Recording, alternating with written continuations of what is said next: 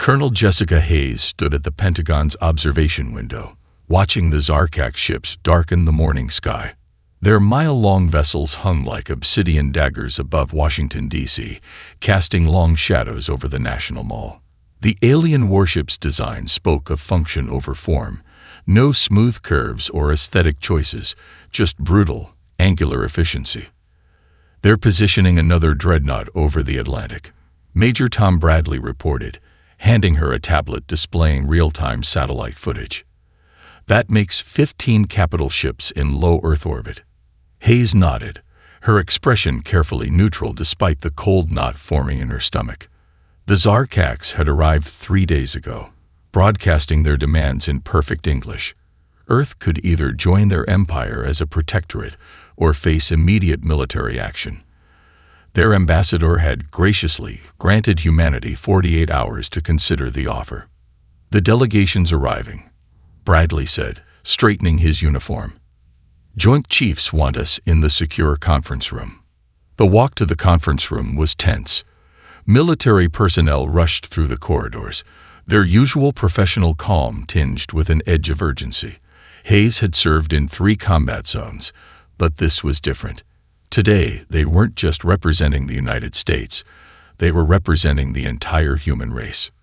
The Zarkak's delegation materialized in the conference room through what appeared to be personal teleporters.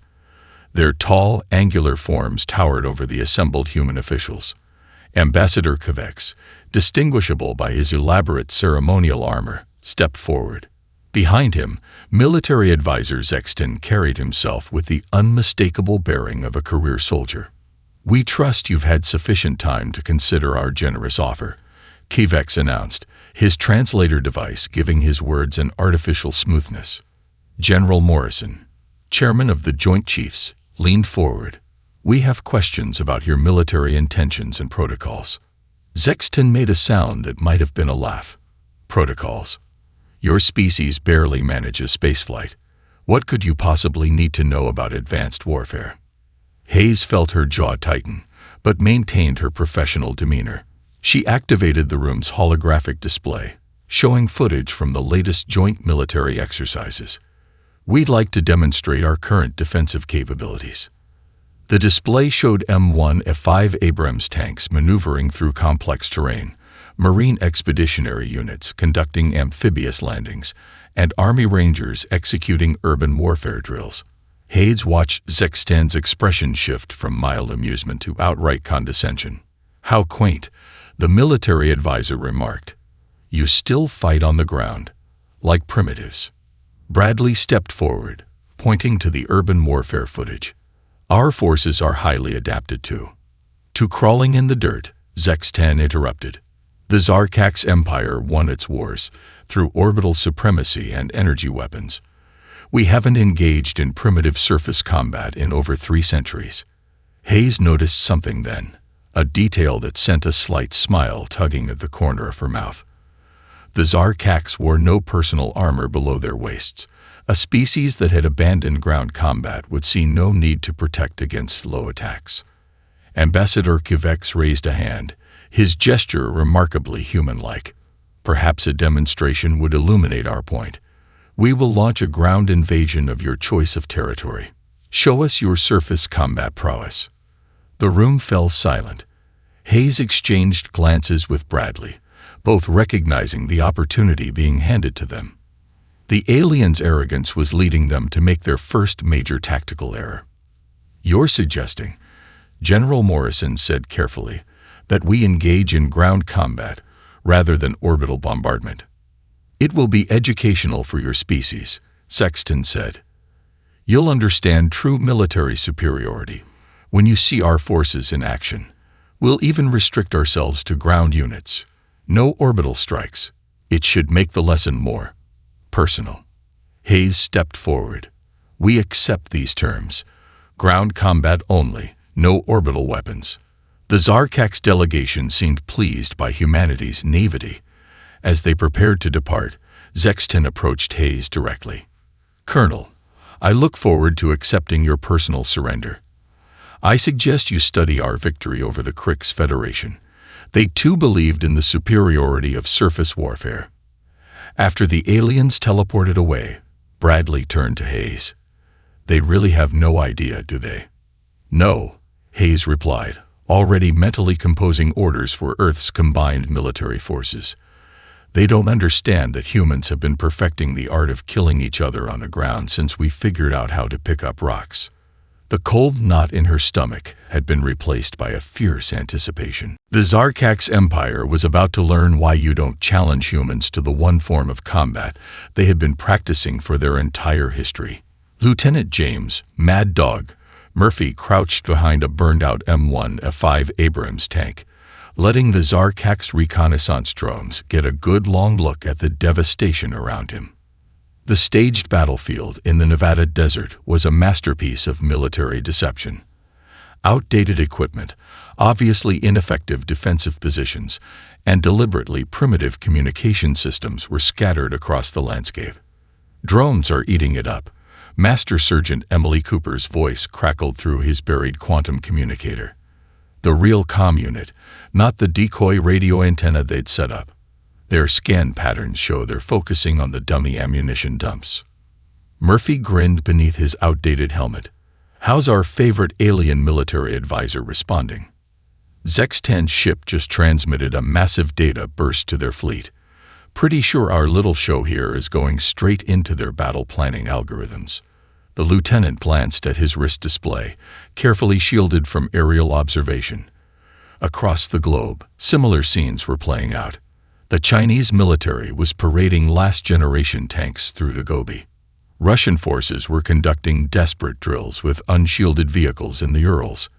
Every major military power on Earth was showing the Zarkax exactly what they wanted to see: a primitive species relying on outdated technology and predictable tactics. Deep beneath the Rocky Mountains, the real preparation continued. Murphy's quantum communicator buzzed again. Command center to all units. Phase 1 complete. Fall back to primary positions. The drive to the underground facility took 3 hours through winding mountain roads. Murphy's vehicle, deliberately dusty and dented, looked like any civilian truck. The Zarkax satellites tracking it would see nothing unusual about its journey into an abandoned mining complex. The massive blast doors, hidden beneath holographic projections of weathered wood, sealed behind him as he drove into humanity's real command center. Colonel Hayes was waiting in the main strategy room, surrounded by holographic displays showing real-time data from across the globe. Report, Lieutenant.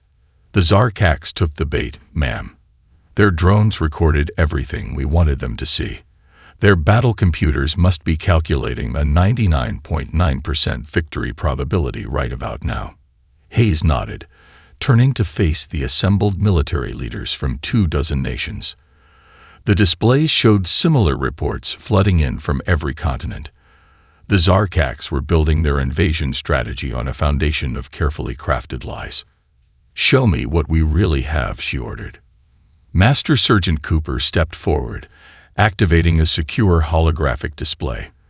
The image showed the latest generation of hybrid weapons, human ingenuity enhanced by reversed-engineered alien technology from their scout ships. Electromagnetic pulse rifles designed to disrupt Zarkax shield frequencies, adaptive camouflage suits that could fool alien sensors, subsonic resonators that could disrupt their crystalline armor at the molecular level. The Chinese delegation has successfully replicated the shield penetration technology, Cooper reported. Russian quantum labs have cracked their targeting system's vulnerability to atmospheric interference. European Union engineers have developed countermeasures for their gravitic propulsion. And our special projects? Hayes asked. Murphy activated his own secure display, showing the results of his team's work. We've adapted their own teleportation technology into short-range tactical versions, small enough to fit in a standard infantry kit. The Zarkax designed their security systems to stop teleportation at a ship level. They never considered someone would miniaturize it for personal use. The assembled leaders studied the data, each adding reports of their own innovations. Centuries of human military experience combined with captured alien technology had produced weapons and tactics the Zarkax couldn't imagine. Their dismissal of primitive human warfare had blinded them to humanity's greatest strength, our ability to adapt and overcome. They're expecting scattered resistance from conventional forces, Hayes said, addressing the room. They'll deploy according to their standard doctrine, looking for the types of targets they saw in our little show today. Instead, they're going to face something they've never encountered, an enemy that understands their technology better than they do. Murphy checked his updated orders. His unit would be among the first to engage when the invasion began. The Zarkax would expect simple guerrilla tactics from poorly equipped human forces. They would never see the real attack coming. Remember, Hayes concluded, for this to work, we maintain the deception until they commit fully to the ground invasion. Let them think their orbital superiority matters. Let them think we're fighting with outdated weapons and desperate tactics. By the time they realize their mistake, it will be too late. The room hummed with quiet confidence. Humanity had spent its entire history fighting itself, learning and adapting with each conflict. Now that hard-earned experience would teach an arrogant empire why you should never underestimate your enemy, especially one that had turned warfare into an art form. Captain Michael Ghost Anderson watched through thermal imaging as the first Zarkax drop pods pierced the morning mist over Nebraska's cornfields. The alien commanders had chosen this location for their initial landing zone, believing the flat terrain would favor their mechanized units. That assumption was about to cost them dearly. All units maintain stealth protocols. He whispered into his quantum comm. Let them deploy fully before we spring the trap. The massive pods crashed into the seemingly empty fields, their impact sending shockwaves through the ground. Anderson's enhanced imaging showed the Zarkax troops emerging in perfect formation, their crystalline armor gleaming in the dawn light. They moved with the confidence of predators who had never become prey. Command, this is Ghost. First wave deployment is at 70%, requesting authorization to initiate Prairie Fire Protocol. Colonel Hayes's voice came through clearly. Authorization granted. Ghost, show them why we let them land here. Anderson smiled grimly. Prairie Fire Protocol initiated. All units, light them up. The cornfields erupted. Hidden panels in the ground flipped open, revealing electromagnetic pulse generators specifically tuned to the frequency of Zarkax shield systems. The aliens' advanced armor suddenly became dead weight. Their communication systems went dark, and their weapons lost power. Second phase, execute. The corn itself became a weapon. Every fifth row contained specially engineered stocks, loaded with microscopic fragments of aluminum and iron. When the hidden incendiary charges triggered, the entire field became a metallic firestorm. The Zarkax's thermal shields, designed to stop energy weapons, did nothing against the cloud of burning metal particles that coated their armor. In Tokyo, Staff Sergeant Lisa Rodriguez watched a similar scene unfold in the urban canyon of the Shinjuku district. The Zarkax had expected to find evacuated streets and empty buildings. Instead, they found themselves in humanity's most perfected killing ground, the modern city. They're moving into the funnel, Rodriguez reported, watching the alien column advance between the skyscrapers, beginning urban recall. The buildings themselves came alive. Decades of Japanese engineering had turned the entire district into a trap. Windows shattered in sequence, releasing clouds of nanite-enhanced fog that clung to alien sensors. Holographic projectors made the streets shimmer and shift, confusing their targeting systems. The very concrete under their feet began to soften, specially designed compounds responding to remote signals. Back in Nebraska, Anderson's Rangers emerged from their hidden bunkers, wearing the new adaptive camouflage suits. To the Zarkax sensors, they appeared as nothing more than heat distortions, indistinguishable from the burning field around them. Remember your training, Anderson commanded. They've never fought in true ground combat. Their armor is heaviest at the top, weakest at the joints. Use your momentum and stay below their firing lines. His troops moved like ghosts through the chaos, their movements practiced through countless drills. The Zarkaks, struggling with dead shields and blinded sensors, never saw the attacks coming. Human soldiers, trained in close-quarter combat since boot camp, exploited every weakness in the aliens' tall, top-heavy forms. Command, this is Rodriguez. Shinjuku Squad reporting multiple enemy units trapped in phase-change concrete, beginning close-quarters engagement. The radio channels filled with similar reports from around the globe. In London, alien forces found themselves lost in holographically altered underground tunnels. In Moscow, the subway system became a labyrinth of ambush points. Every city they had targeted had been transformed into a carefully prepared battleground. Anderson watched as a Zarkak's commander tried to rally his troops, only to discover that their standardized combat protocols meant nothing in this environment. Their powerful energy weapons, designed for long-range combat, became liabilities in the close-quarters chaos humanity had created.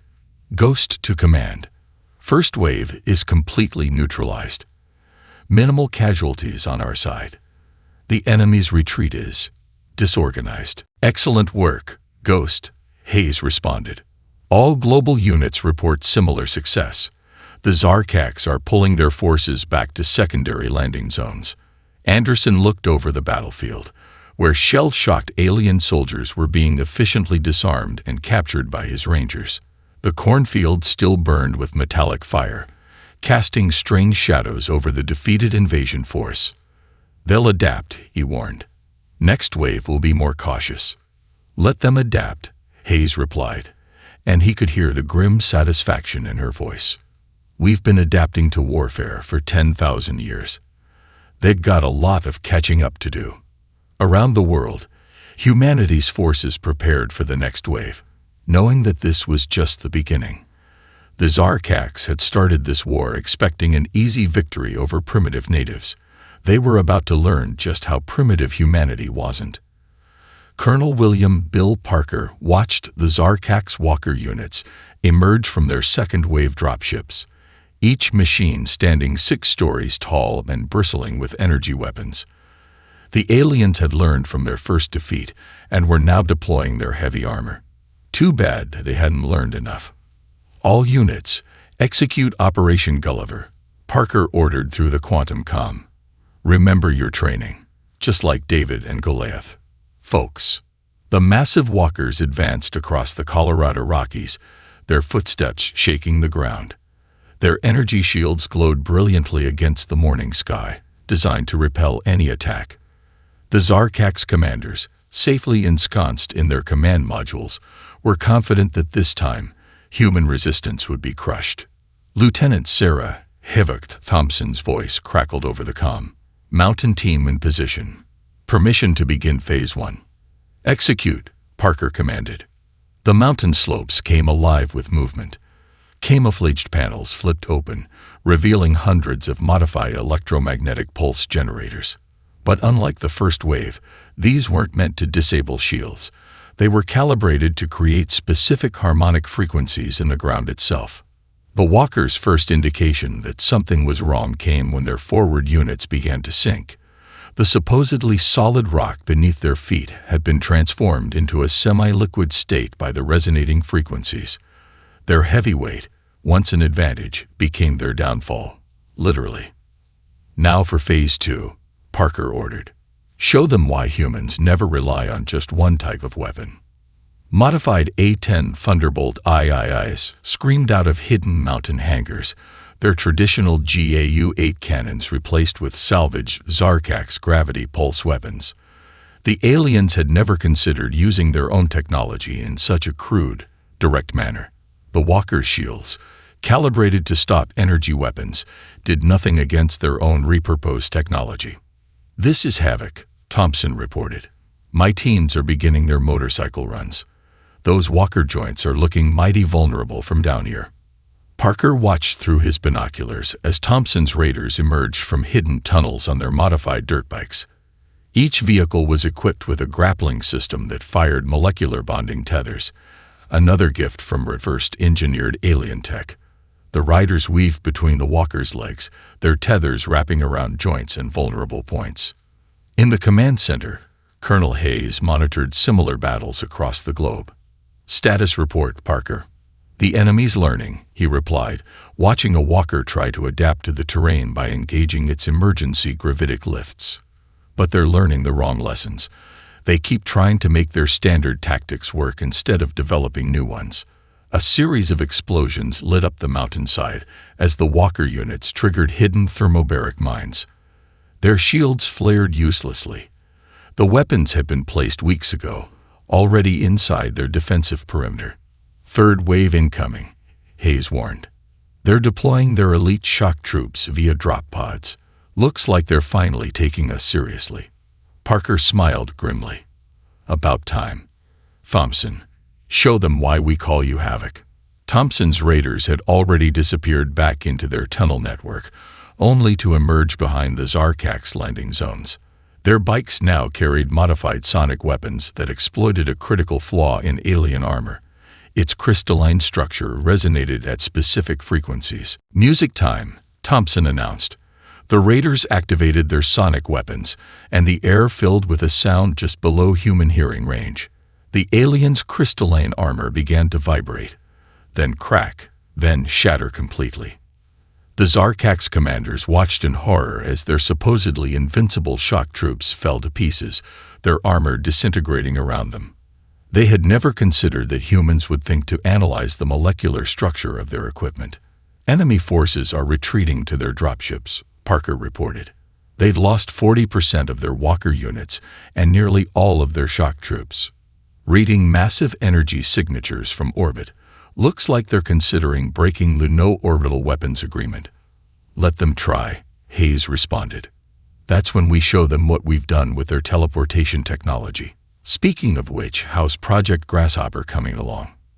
Parker glanced at the hidden facility behind him, where engineers were putting the finishing touches on humanity's newest surprise. "Almost ready. The Zarkaks think they've seen human ingenuity. They haven't seen anything yet." The mountain battlefield fell quiet, though everyone knew it was just a temporary lull. The aliens would be back, with new weapons and tactics. But that's what humanity was counting on. The longer this war went on, the more technology they could adapt, the more weaknesses they could exploit. The Zarkaks were about to learn that humans didn't just practice warfare. They'd revolutionized it. First Lieutenant David Martinez stood at the edge of Death Valley, watching his thermal scanner as the temperature climbed past 120 degrees Fahrenheit. The Zarkaks had chosen this location for their third major offensive, believing the harsh conditions would minimize human resistance. They hadn't counted on meeting someone who'd grown up in these badlands. "Command, this is Sidewinder." Heat signatures show enemy forces moving through Badwater Basin. Their environmental systems are already struggling. Colonel Hayes's voice crackled through his quantum comm. "Confirmed, Sidewinder. Weather control stations report ready. You have authorization to proceed." Martinez grinned beneath his cooling suit. Standard issue for the United Earth Defense Forces Desert Warfare Division. His troops had trained in these conditions their entire careers. The Zarkaks were about to learn why humans had different equipment for different environments. "Initiating Operation Sandstorm," he reported, activating the network of hidden weather modification devices. The technology, reverse-engineered from the aliens' own atmospheric processors, had been modified for a single purpose: to turn Earth's natural conditions up to 11. The wind began to pick up, carrying clouds of ultrafine silicon particles. The Zarkaks' sensor systems, already confused by the heat shimmer, began to fail completely as their cooling vents clogged with sand. Their troops, unused to operating in anything but controlled environments, found their crystalline armor beginning to crack under the thermal stress.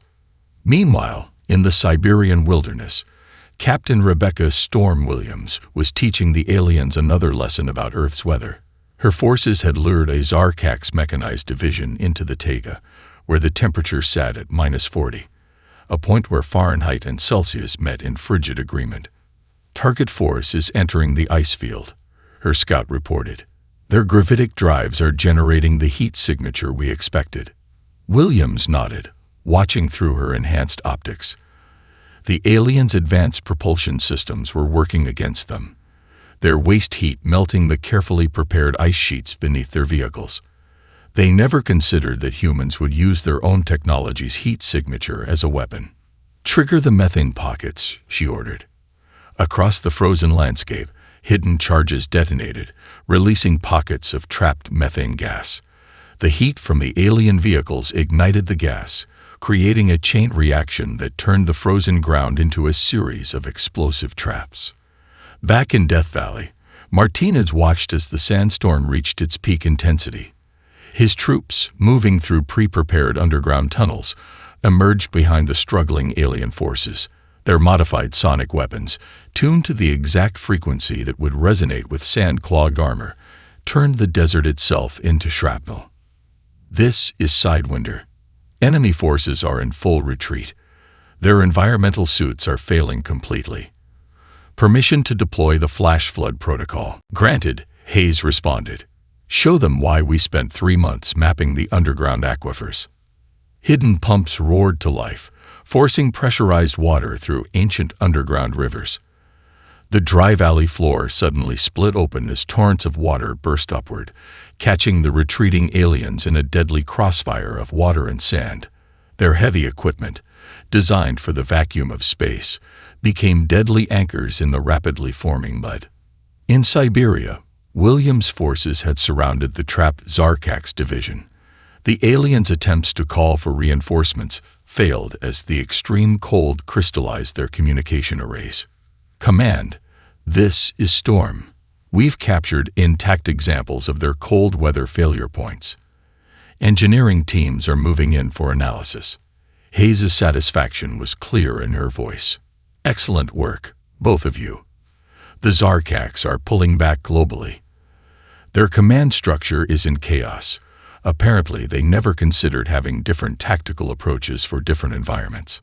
Martinez watched as his teams began securing captured alien equipment. The Zarkaks had arrived on Earth expecting to find primitive natives struggling against nature. Instead, they found masters of adaptation who had turned every environment into a weapon. They'll try something new next time, Williams warned over the comm. Their pride won't let them retreat completely. Let them come, Martinez replied, watching the desert return to its deceptive calm. Mother Nature's got a few more surprises for them. After all, we've had millions of years to learn her tricks. As rescue ships descended to collect the surviving alien forces, Earth's defenders began preparing for the next phase. The Zarkaks would return, with new tactics and technologies.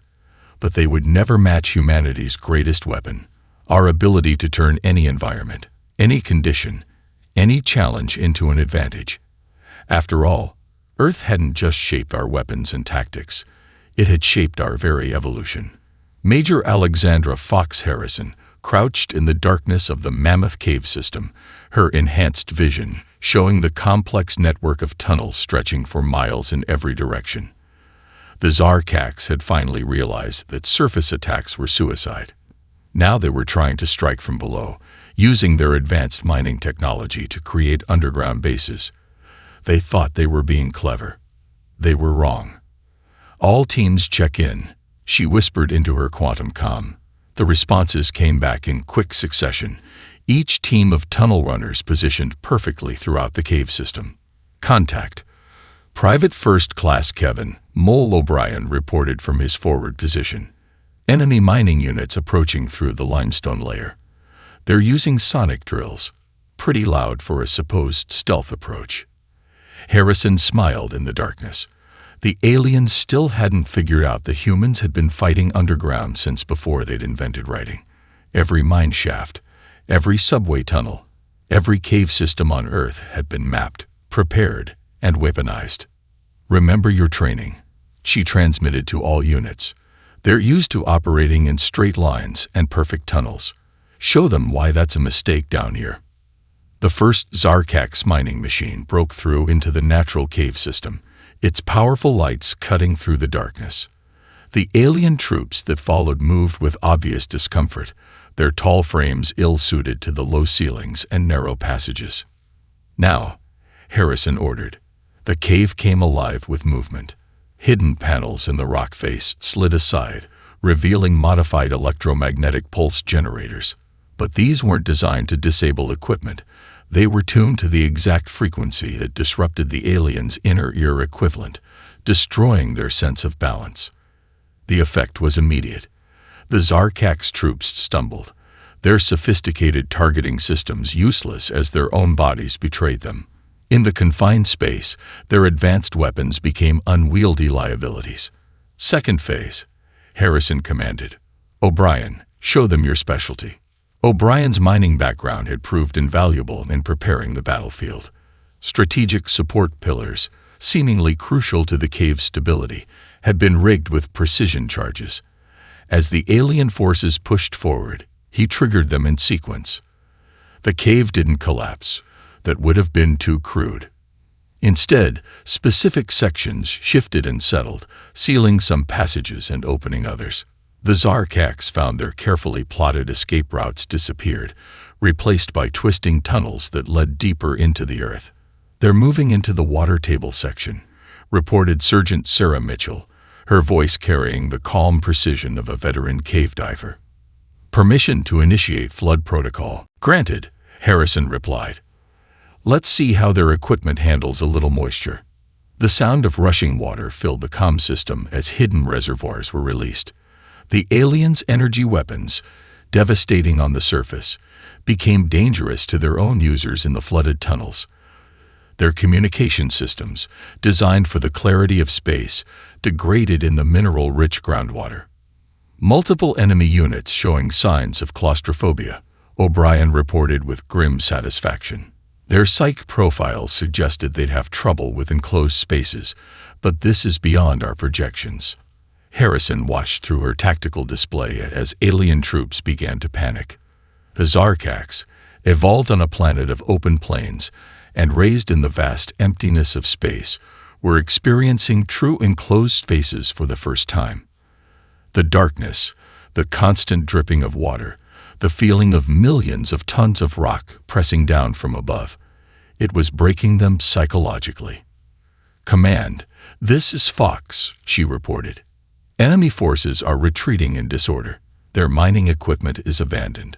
Looks like they're trying to teleport out, but the mineral content in these rocks is disrupting their signals." Colonel Hayes's voice came through clearly. "Excellent work." Similar reports coming in from underground operations worldwide. The Zarkaks are pulling their forces back to the surface. "They'll adapt eventually," Harrison warned, watching her troops begin securing the abandoned alien equipment. "They're learning, even if each lesson costs them dearly." "Let them adapt," Hayes replied. "Every time they try something new, we prove that humans have already mastered that form of warfare." Surface combat, urban warfare, desert operations, Arctic fighting, and now underground combat. They're running out of options. Harrison moved through the tunnel network, watching her teams efficiently dismantle the alien mining equipment. The Zarkaks had come to Earth believing their advanced technology made them invincible.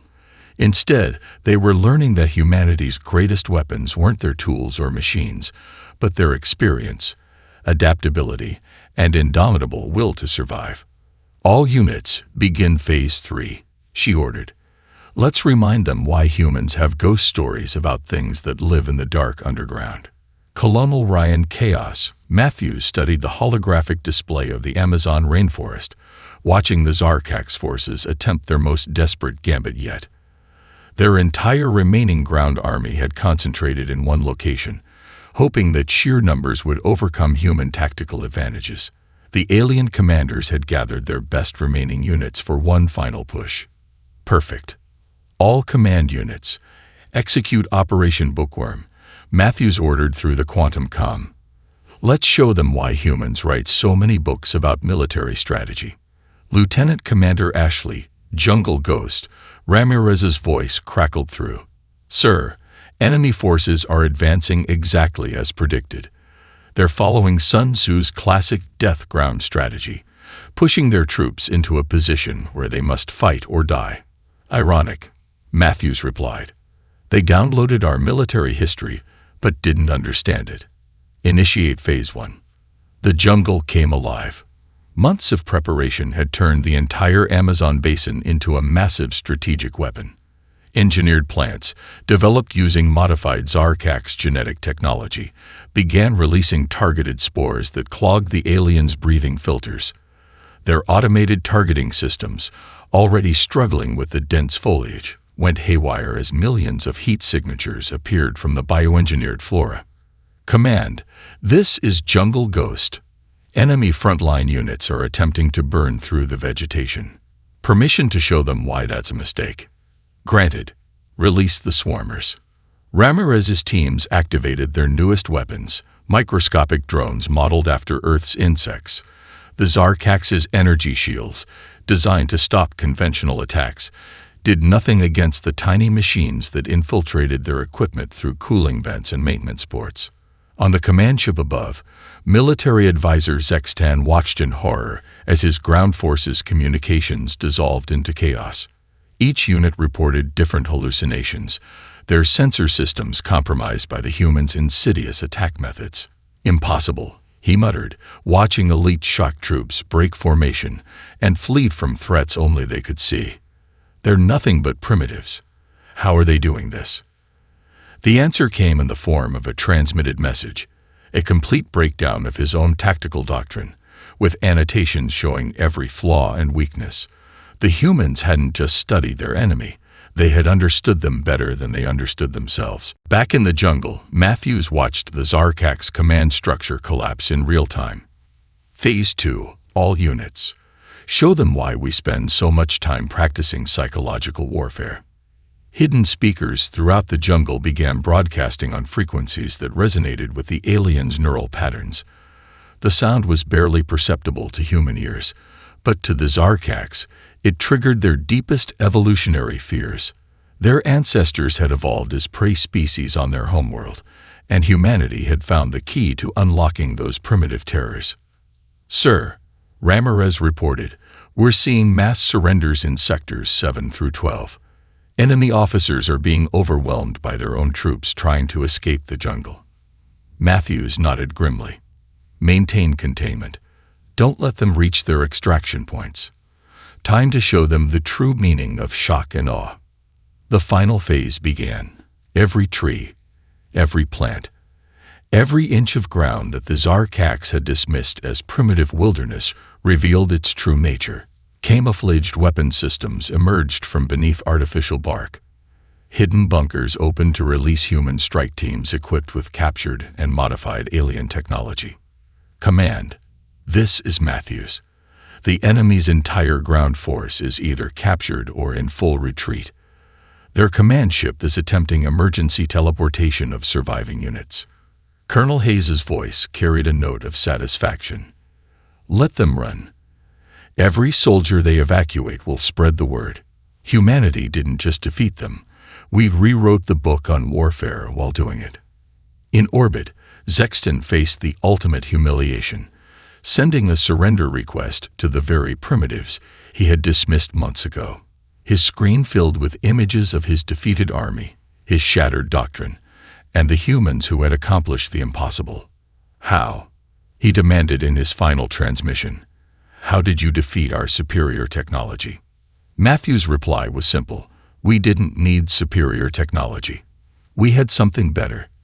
The accumulated knowledge of 10,000 years of warfare, and the creativity to use it in ways you never imagined. As the sun set over the Amazon, humanity's defenders began securing their prisoners and collecting captured technology. The Zarkak's empire had arrived expecting to find primitive savages. Instead, they had found masters of warfare who had turned their own technological superiority against them. The message would spread across the galaxy. Earth was not to be trifled with. Humanity didn't just practice warfare. They had perfected it into an art form that no alien empire could match. General Amanda Iron Lady Wilson stood at the podium in the United Nations Assembly Hall, facing not just Earth's leaders, but also representatives from 24 alien civilizations. The Zarkak's defeat had sent shockwaves through the galactic community, and everyone wanted to understand how a primitive species had humbled an empire. "The terms of surrender have been finalized," she announced, her voice carrying the weight of humanity's hard-won victory. "The Zarkak's empire has withdrawn all claims to Earth space and agreed to significant reparations. More importantly, they've acknowledged Earth's status as a sovereign military power." In the audience, Colonel Hayes watched the alien delegates' reactions. Some showed fear, others respect, and a few, the more militant species, displayed obvious interest. Earth's victory hadn't just ended a war. It had fundamentally changed humanity's place in the galaxy. Furthermore, Wilson continued, "We've received 17 requests for military training agreements. It seems our methods have attracted attention." The first training session was already underway at the newly established Turan Combat Academy. Master Sergeant John Teacher Reynolds walked along a row of alien cadets, including 3 Zarkak's officers who had specifically requested human instruction. "Your civilizations have mastered space combat," Reynolds explained, his words translated into a dozen languages. "But today, you'll learn why ground combat never becomes obsolete. It's not about the technology. It's about understanding terrain, psychology, and the fundamental principles of warfare." In orbit, the United Earth Defense Force's new headquarters received its first group of alien military observers. Colonel Matthews led them through holographic recreations of key battles, showing how humanity had turned seemingly primitive environments into sophisticated battlegrounds. "The mistake," he explained to the attentive audience, "was assuming that advanced technology makes older combat principles obsolete. We didn't win because we were stronger or more advanced. We won because we never stopped learning from every conflict in our history." Back at the UN, General Wilson activated a holographic display showing Earth's new defensive systems, a perfect blend of human tactical wisdom and advanced alien technology. "Our victory has taught us much," she continued. "We've learned that true military strength isn't about having the best weapons. It's about understanding how to use every advantage, every terrain, every psychological factor to its fullest potential." In the Turan Combat Academy's simulation chamber, Reynolds watched his alien students struggle with their first urban warfare exercise. The Zarkak's officers, in particular, were having trouble adapting to close-quarter combat. "You're still thinking in straight lines," he advised. "Humans have fought in cities for thousands of years. We learned that urban combat is 3-dimensional chess played at sprint speed. Your technology doesn't matter if you can't think 10 moves ahead." The galaxy was changing. Species that had once dismissed Earth as a backwater were now sending their best and brightest to learn from humanity. The Zarkak's empire, humbled but adapting, had already begun reforming their military doctrine based on human principles. "Humanity's strength," Wilson concluded her address, "lies not in our weapons but in our adaptability. We don't just learn from victory. We learn from every defeat, every stalemate, every challenge we've ever faced. That's what makes us dangerous. That's what makes us teachers." In the Academy's tactical room, Reynolds pulled up footage from Earth's historical battles. Everything from ancient Roman legions to modern special forces. "Each of these conflicts taught us something," he told his students. "The Romans learned logistics. Napoleon taught us maneuver warfare. The World Wars showed us industrial combat. We never stopped learning, never stopped adapting. That's your first lesson. War isn't about who has the best technology. It's about who can best use what they have." As the day ended, Hayes found herself in a quiet moment with General Wilson, watching Earth's new combined human-alien defense fleet conduct exercises. "They're learning fast," Hayes observed. "Some of them are already incorporating our tactics into their own military traditions." Wilson nodded. "That's the real victory. We didn't just defeat an empire. We showed the galaxy a better way to fight. And hopefully, a better way to maintain peace."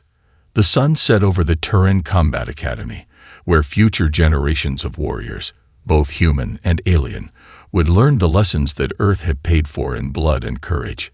Humanity had earned its place among the stars not through conquest, but through the wisdom gained from countless battles fought on their home world. The galaxy would never be the same, and humanity was ready to lead the way into a new era of military doctrine, one that balanced advanced technology with time-tested principles of warfare.